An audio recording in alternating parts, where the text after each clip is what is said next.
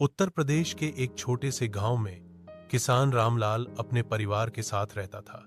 उसका घर मिट्टी का था। चारों ओर हरे भरे खेत फैले हुए थे। परिवार बड़ा था। माता, पिता, पत्नी सुनीता, दो बच्चे अंकित और राधा और उसका छोटा भाई गोपाल। परिवार के पास थोड़ी सी जमीन थी जिससे उनका गुजर बसर चलता था। रामलाल मेहनती था। सूरज निकलने से पहले खेतों में पहुंच जाता और देर शाम तक हल चलाता। लेकिन मौसम उसका साथ नहीं देता। एक साल बारिश कम हुई तो कभी बाढ़ ने पूरी फसल डुबो दी। कर्ज बढ़ता गया। बैंक वाले और साहूकार दोनों पैसे मांगते। परिवार की रोजी रोटी पर संकट आने लगा।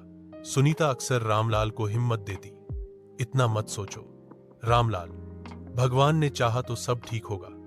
हमें मेहनत करनी है, यही हमारा धर्म है। बच्चे मासूम थे।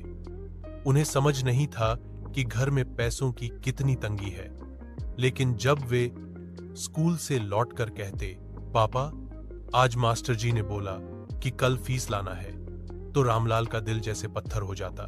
मां हर रात भगवान से प्रार्थना करती, हे ठाकुर जी, मेरे बेटे की मेहनत खाली मत जाने देना। गोपाल, जो कॉलेज में पढ़ रहा था, पढ़ाई के साथ साथ गांव के बच्चों को ट्यूशन पढ़ाता ताकि घर में थोड़ा सहयोग कर सके। धीरे धीरे सबने मिलकर यह ठाना कि वे हार नहीं मानेंगे। एक दिन गांव में कृषि विभाग की टीम आई। उन्होंने किसानों को समझाया कि नई तकनीक और फसलों की सही देखभाल से पैदावार दोगुनी हो सकती है। रामलाल ने हिम्मत जुटा और ट्रायल के तौर पर आंधी जमीन पर नई तकनीक अपनी मीना की मेहनत रंग लाई। इस बार फसल लहर उठी। गेहूं की बोलियां इतनी झुकी हुई थी जैसे खुश होकर किसको प्रणाम कर रही हो। फसल बेचने पर अच्छा दाम मिल कर्ज भी धीरे धीरे चुकने लगा। रामलाल ने बच्चों की पढ़ाई पर जोर दिया। अंकित डॉक्टर बनाना चाहता था और राधा अध्यापिका। सुनीता का सपना था कि उसका घर पक्का हो और बरसात में टूट के नहीं। रामलाल ने पहली कमाई से घर की मरम्मत करवाई। अब परिवार को लगता था कि उनकी मेहनत रंग ला रही है। लेकिन खुशियों के बीच फिर एक संकट आया। अचानक रामलाल को तेज बुखार हो गया। गांव में इलाज ठीक से नहीं था। परिवार परेशान हो गया। गोपाल ने तुरंत अपने पढ़ाई, बच्चों के माता पिता से मदद ली और शहर ले जाकर इलाज कराया। पूरा परिवार दिन रात भगवान से दुआ करता रहा। कुछ ही हफ्तों में रामलाल बिल्कुल ठीक हो गया। घर लौटा तो बच्चों ने उसे गले लगाकर कहा, पापा अब आप हमें कभी छोड़कर मत जाना। रामलाल की आंखों से खुशी के आंसू वह निकले समय।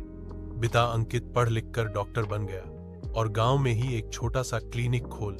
अब किसी किसान को इलाज के लिए शहर भागना नहीं पड़ता। राधा भी अध्यापिका बनी और गांव की लड़कियों को पढ़कर उन्हें आत्मनिर्भर बनाया। गोपाल ने खेती में आधुनिक तकनीक लाकर पूरे गांव की पैदावार बढ़ाई। गांव वाले कहते, रामलाल का परिवार तो हम सबके लिए प्रेरणा है। रामलाल और सुनीता अपने आंगन में बैठे बच्चों को आगे बढ़ते देखते उनकी आंखों में संतोष था। रामलाल बोला, सुनीता देखो, हमारी मेहनत और परिवार की एकता ने सब बदल दिया। यही असली दौलत है।